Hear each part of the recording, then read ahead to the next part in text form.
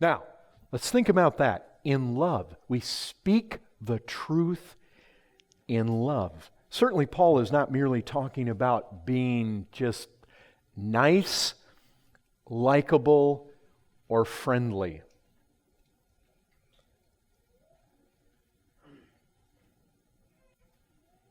I suspect that the Apostle Paul would, by lots of people, not be considered a nice guy.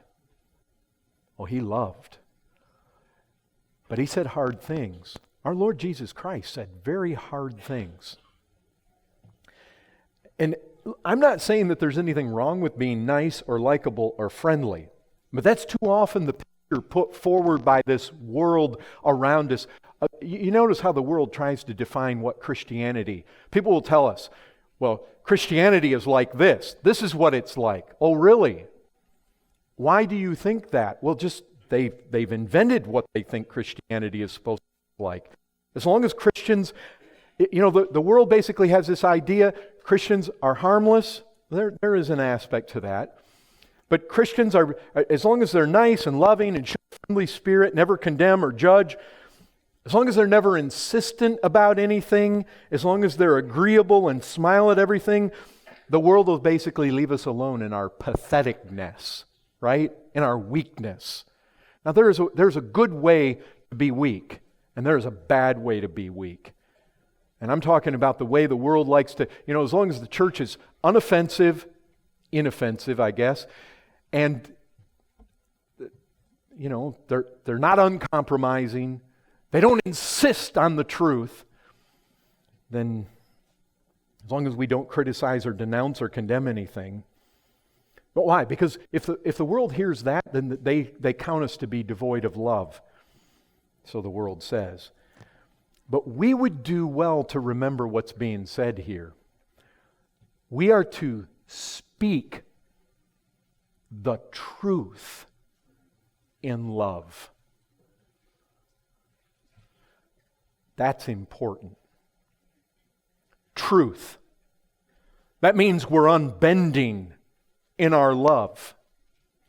And there's a reason. Is there not reason to be unbending? People go to hell through deception. Being blown about by every wind of doctrine. There's human cunning. There's craftiness and deceitful schemes. What is being schemed? It's the destruction of men's souls. There's a devil who seeks to deceive, to destroy, to damn. We're not playing a lightweight game here. And I'll tell you this, truth sets men free. Truth saves men's souls. Truth. Thy word is truth. Jesus Christ is truth. We are to preach the truth in love. Truth.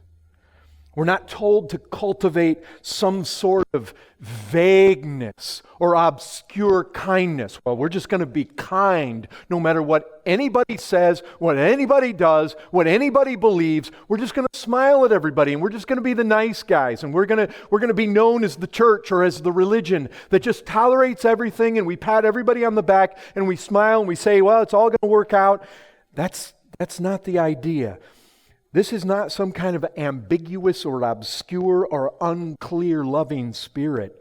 Brethren, we must be uncompromising when it comes to truth. We cannot hesitate to be narrow. We must not put niceness before truth, ever, because error destroys. Error damns. And you know what? You got people, they come across looking nice, but really they don't want any conflict. And they're not willing to love people enough to tell the truth. I was thinking as Bobby was going through that, you think about Peter. Peter was preaching to the people, and he said to them, "You killed your Messiah."